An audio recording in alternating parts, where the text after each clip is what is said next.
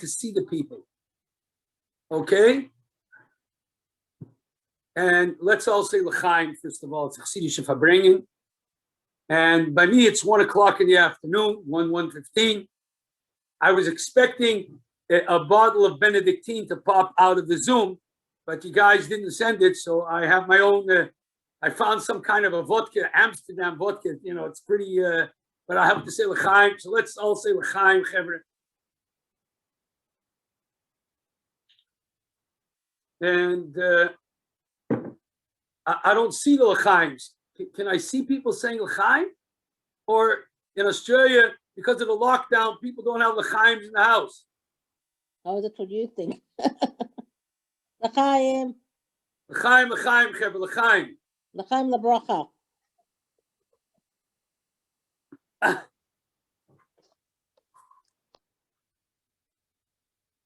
Yeah, I need a special bracha because I'm going to be saying L'chaim now, and I still have a whole day ahead of me with 2 weddings, etc. You fellows are in a different situation right now. So L'chaim again, L'chaim, L'chaim.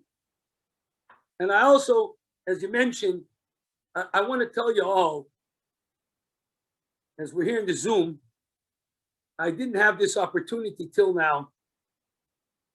I remember the last time I was in Melbourne. It was turbulent times, as we would say, for those that remember. And I said I'm coming back. And I didn't make it till now. So first of all, I owe an apology to the community. I said I'm coming back and I didn't make it.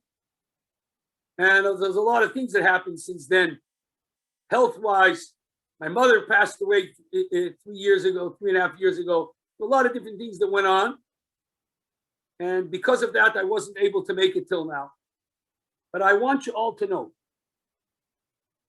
that usually I get an aliyah on Shabbos in my shul. And there never goes by a Shabbos when I have an aliyah. Then in my mishaberich that I make, I mention the Chabad community, the Kehillah of Melbourne, Australia. So I want you all to know that. It doesn't go by a Shabbos that I don't have in mind the community. Although that I haven't been able to visit physically, but I've kept up a little with what's going on, and I have everyone in mind, in particular the ones that I know, and also all the moistus and everything else that's going on. And I say l'chaim that there should be a lot of hatzlacha for everybody in their yonim pratim, in your personal issues, and also in all the communal issues and all the institutions, the moistus, everything should go l'maylam and vidav agbola batzlacha rabbi muflog. That's the first thing that I wanted to say. Chaim l'chaim. Chaim v'levrocha. Oh, Chaim l'vrocha. Now, it's definitely a special date. I mean, I'm happy that I'm able to start to Farbrengen about Chof Sivan, Koyach Sivan, Shmoinim Shana, the 80th anniversary of the Rebbe and the Rebbetzin being saved from Nazi Germany. And also for them to, as the Rebbe says, the second thing about Chof Sivan, that it was a new step in the Hafotzas Hayadus and Hafotzas Hamayonis, that the Frierdiker Rebbe started the 3 moistus of Merkez L'Nyoni Chinuch, Machni Yisrael, and Kahos, and put the Rebbe in charge of all those moistus. And from those 80 years that we've seen what has grown and what has come from Merkez L'Nyoni Chinuch and Machni Yisrael and Kahos, it's just unbelievable. And together with that also, Ilav hayoyim kagorim kama yosef ike b'shukah. It says about Matan Torah, if it wasn't for the day of the giving of Torah, how many yosefs would be in the market? We as Chassidim have to say, if it wasn't for Chof Sivan, where would we all be today? I turn to everybody to ask that question to themselves. Where would I be if it wasn't for Chof Sivan? There's no question about it that the impact that the Rebbe and the Rebbetzin have had on our own personal lives, and also in the general world, the Jewish world, and the whole world, we wouldn't be here today. So we really have to appreciate, this is a very, very auspicious day. It was a ness that the Rebbe and the Rebbetzin were saved. We see that the Rebbetzin sister didn't make it. And the Rebbe was saved with the Rebbetzin. And because of that, we're here today and we're chassidim, and we have our own personal growth and inspiration. And together with that, also what's going on in the world. And a nest that happens to our Rebbe is even a greater nest that happens to ourselves. The Rebbe has a sikh about that on Yud Beis Tammuz, that a nest that happens to the head of the generation is even greater than a nest that happens to the rest of the body, because the rest of the body goes after the head. Gufa Bosareisha Ozel. Our bodies go after our heads. And because of that, we've been blessed. It's a special day for us. It's a nest for all of us. It's even greater than a day that we would have our own personal nest, the day of Chof Chesed. And we have to appreciate the day. And not only that, in order for us to be able to understand what this day means to us, as chassidim, we have to look into what the Rebbe has said about the day. Learn his sichos that he speaks about the day. We know that 30 years ago, the Rebbe gave out the kovetz of Chof Sivan. And he gave it to everyone in 770. It was over 102 pages. There's the history of Chof Sivan in there, how the Rebbe and the Rebbetzin were saved, which is a very private issue that the Rebbe shared with the public. It was one of the only times such a thing. And he actually handed it out to everybody. And there was the Maimorim, and there was the Sichos in this kovetz, in this pamphlet, the Chof Sivan Kunters.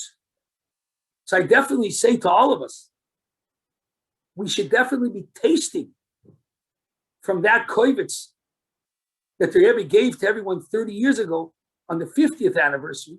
All of us have seen him. If we want to know how to live with this day, it's by connecting ourselves to what the Rebbe himself gave to us, and to learn the sichos, and to learn the Maimorim, and to learn what the Rebbe spoke about at the 50th anniversary, which would give us insight and inspiration to how we have to live ourselves in now in the 80th anniversary.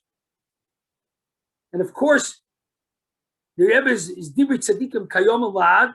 The words of the Rebbe are always eternal and pertinent, and we should be able to take from what the Rebbe gave us to be able to live today in our day and age, on the 80th anniversary of such a day. So as a Achlota Toiver, I would suggest to everybody, hook up, find out what was in that kovetz of Chof Sivan,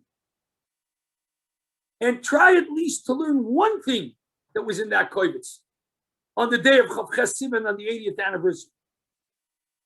I'm going to share with you now by this Farbrengen one of the sichos that the Rebbe spoke about, that he gave out as he gave out the pamphlet, which was on Shabbos Mevorchim Tammuz Chof Sivan Tovshin Mem Tes. It's in the kovetz. And I'm going to talk about right now a certain thing that the Rebbe says, which I think is very, very pertinent to our situation we find ourselves in right now.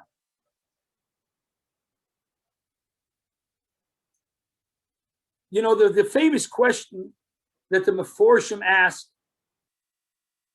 and the Rebbe brings about it in the Sichos, that how is it that when Moshe Rabbeinu was asked by the Jewish people to send a meraglim, he turns to Hashem and he asks Hashem, should I go along with him, sending the spies? And what does Hashem say back to him? It's up to you. I leave it up to you. That should have caused flashing red lights by Moshe Rabbeinu. Maybe it's up to you. Till now, everything, either Hashem tells what to do or what not to do, or when the Jewish people ask for certain things, Moshe Rabbeinu turns to Hashem and he gets an answer. They wanted to, why do they can't be makir the Korban Pesach when they were Tomei, which we just learned in Parshas Balois? Turns to Hashem. What's the answer? Pesach Sheni. When the princes of Klal Yisrael, all the Nesiim, when they wanted to bring Korbanos in the dedication of the Mishkan, he turns to Hashem, should I accept what they want to bring? Yes. So he gets answers. Jewish people ask, he turns to Hashem, and he gets answers. All of a sudden over here, Hashem tells him, decide yourself. Why didn't that cause Moshe Rabbeinu to have flashing lights? I'm not going to go into the whole arichas, but what the Rebbe answers, the Rebbe says that we're getting into he says, what Hashem was telling Moshe Rabbeinu, there's another level that I want to bring you to. There are things that I tell you what to do, and I tell you not what to do. That's one thing. But then I'm expecting of you that you should be able to read my mind.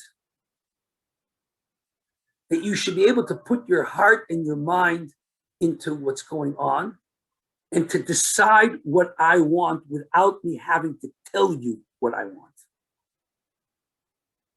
It's like, between me and you, it's like parents will sometimes tell the children, I don't have to tell you all the time what I want and what I don't want. You're my child. You should be able to have enough of a sensitivity and an understanding to be able to know what I want or what I don't want without me having to tell you that. We hear that many times from our spouses. Not everything do I have to tell you. We've been married long enough for you to be able to know what I really want. How much more so? This is what Hashem was telling Moshe Rabbeinu. He wasn't telling him, you'll decide yourself. He was telling him, this is something that I want from you to use your mind and your heart and to try to understand what I want without me having to tell you. This is another level of dedication and commitment and sensitivity. It's a new level in Avodas Hashem. The Rebbe anchors it in a Mishnah in Pirkei Avos. He says, it says in the Mishnah, Batel ritzoincha mipnei ritzoini, asei ritzoincha mipnei ritzoini. Annul your will for my will, and make your will my will. And the Rebbe says, what's the two things? Annul your will for my will is in all the things that I told you what to do and what not to do, even if you don't want to do what I'm asking you, or you want to do what I'm asking you not to do, annul your will to do my will. But then there's a next level.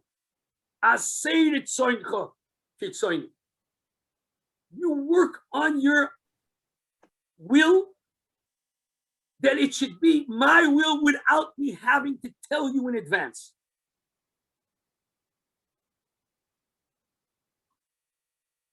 It's another level of iskashrus, another level of a connection to Hashem. The Rebbe brings it down in a sikh and he says, we have a saying that we say, minig yisol toirim,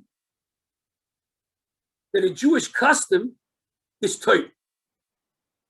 So the Rebbe asks the Shiloh, what do you mean a Jewish custom is toirim? You know what toirim is? Toirim is chachmosoi v'ritzoini is borach. Toirim is God's will and God's wisdom. So you're going to tell me eating latkes on Chanukah is God's wisdom and God's will? Having a homintash on Purim, it's God's wisdom and God's will? Eating blintzes Cheese blintzes on Shavuos is God's wisdom and God's will. Playing with a dreidel or using a grugger on Purim is God's wisdom and God's will. Meaning your soul tidy. And the Rebbe says back, and he says, yes, because there are things that Hashem tells us what to do. And then there are things as children of Hashem, we are supposed to feel what Hashem wants because of our soul connection with Hashem. And that's right. Hashem wants latkes on Chanukah.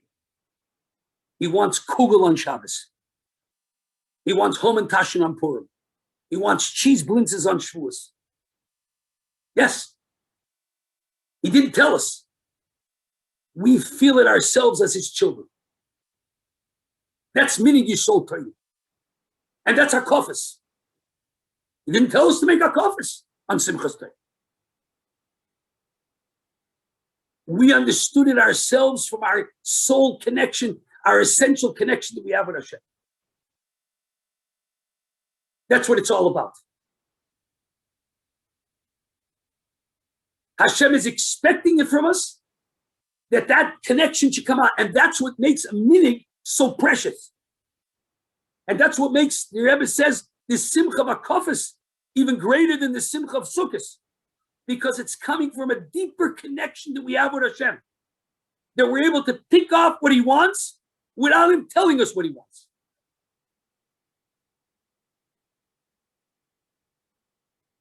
And that, the Rebbe says on Chof Chesiv and Tovshem Emtes, is Shlach L'chol L'daitcha. I want you to use your own mind and to come to the conclusion what I want from you. And that's why the Rebbe says also, that's why further on we see that Yeshua also sent Meraglim. Even though that what came out of the Meraglim from Moshe Rabbeinu was 40 years in the desert. Nevertheless, Yeshua sends Meraglim because that's what really Hashem wants us to do. The fact that the Meraglim messed it up, as we would say, they have Bchira Chavshis, they're free of choice. But that was L'daitcha, that's what Hashem wanted. It just wasn't used out in the right way.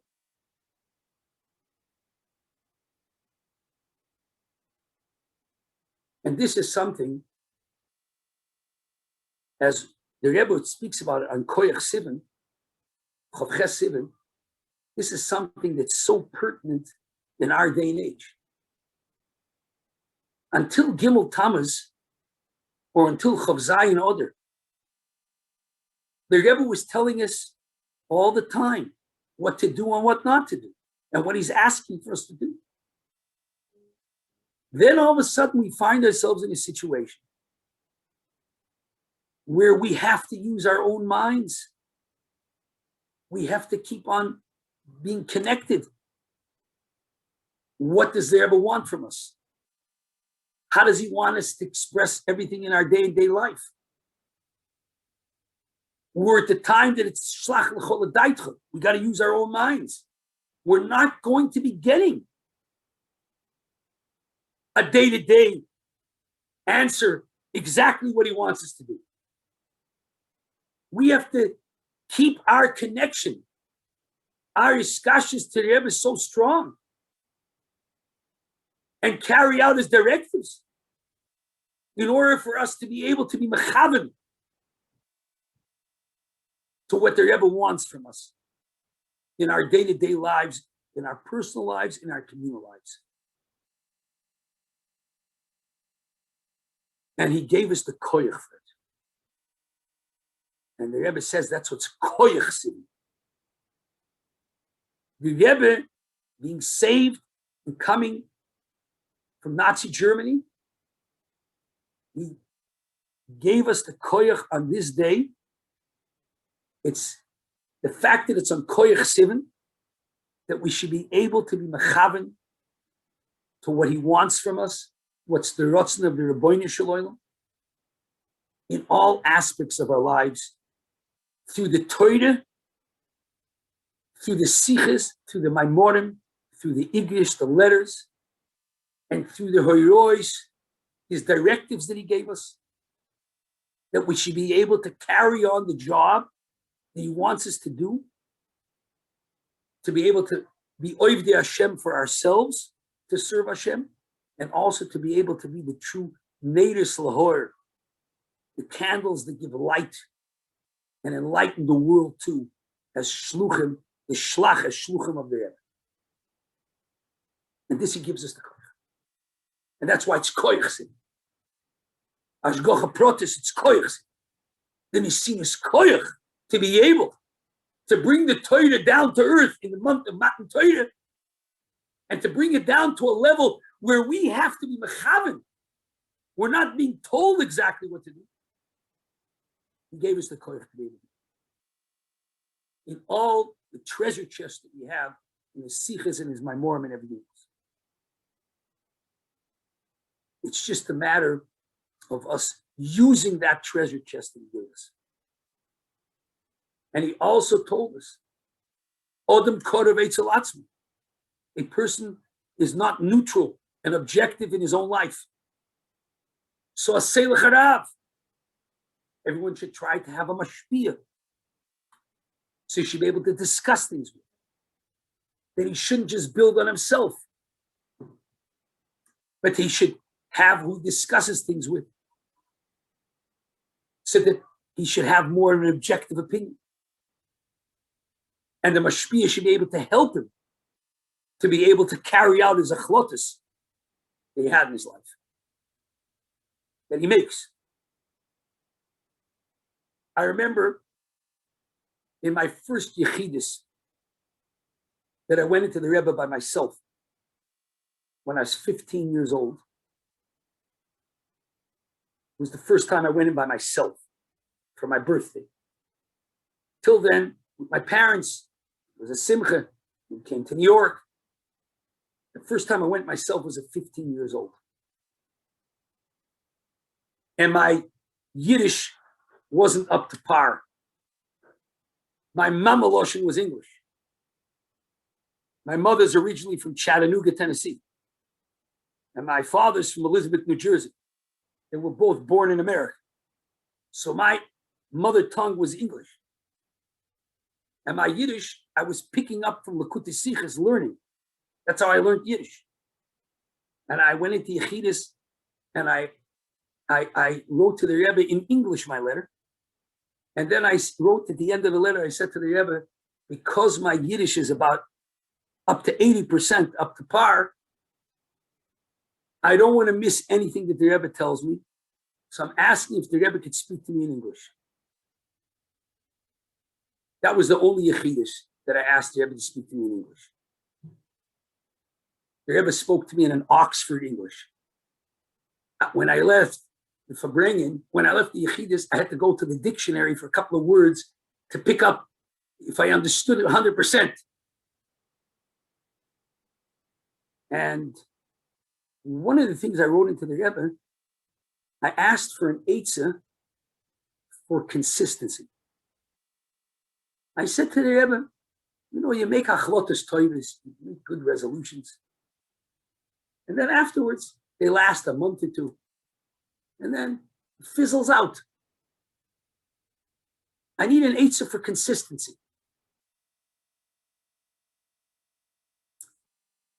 And I gave the Rebbe 2 examples of good achlotas that I made, and I just find it very hard to keep. One of them, I said to him, as I was growing up as a kid, before you go to sleep at night, your parents say what your krishma. So first I said 1 parsha, and then as I grew older, 3 parshas. But I was never forced into saying the whole krishma shalamita. See, probably my father was Chanoich Lanar al Pidarkoi. He knew who I was. So he kept me by the 3 parshas. I came to yeshiva. And all of a sudden, somebody shows me in the siddur this whole Krishma Shalamita. Oh, long. You know, the Rabbi Shloim with Ashkiveno, with the Parshas, with Yalzuf Sidon, with the Tachtin, with the whole Metzeir. It's a ganze Megillah. And you know, by the time you're ready to go to sleep, you're tired. So, listen, I'm already in yeshiva now. Gotta be serious. You can't be a kid anymore. You're gonna say Krish B'Shalamita. So I make a good achlot at Krish B'Shalamita. But then, you're tired. So it lasts for a month or two, and then boom, back to the 3 parshas. And I wrote it into the. And then I also wrote it.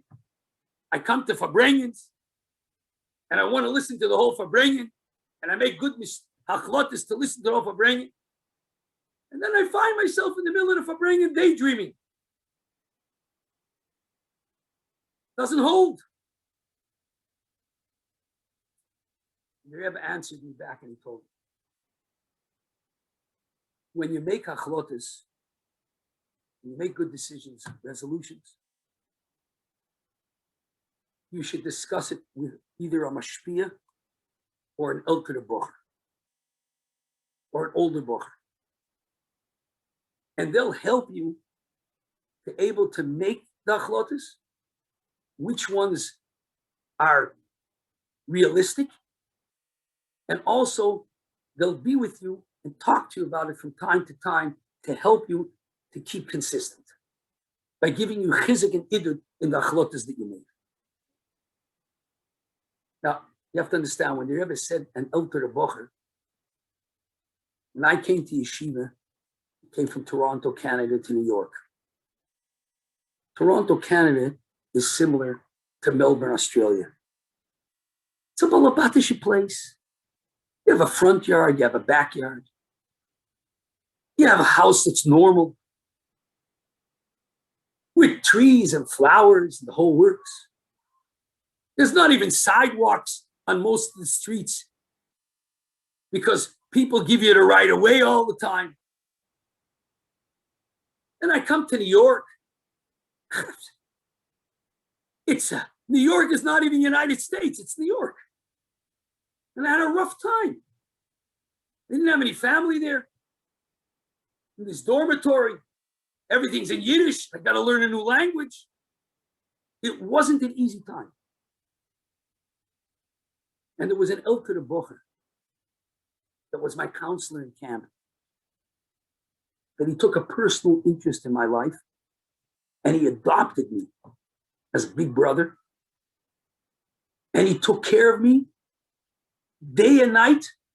He helped me learn the Yiddish. He learned with me the Gluckowsky sichas every day for a half hour and going through things. He took care of my laundry. He brought me food from his house, and he took care of me like a big brother.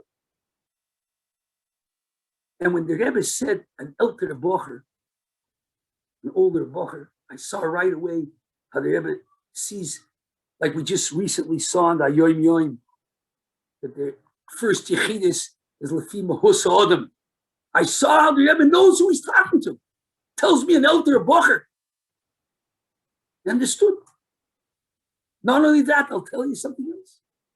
At the next Farbrengen on Shabbos, I went into Yechidus on Thursday night.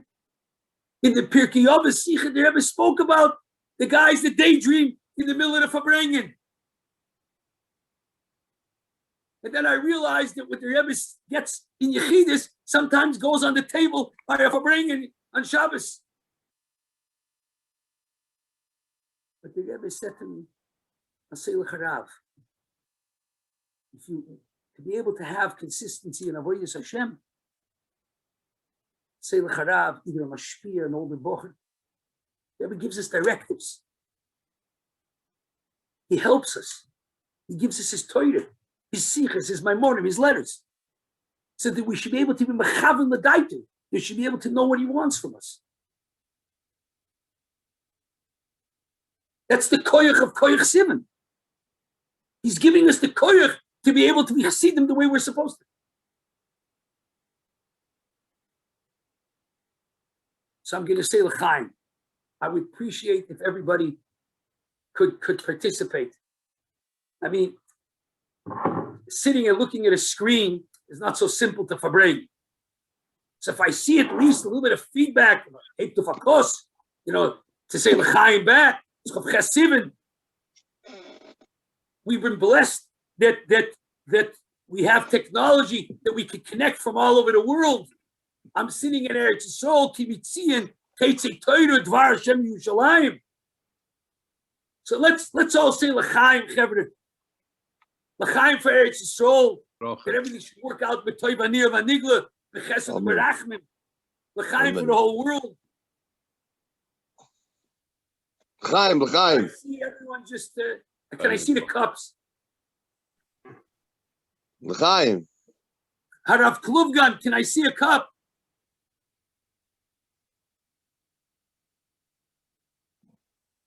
Rabbi Hirschel, can I see a cup?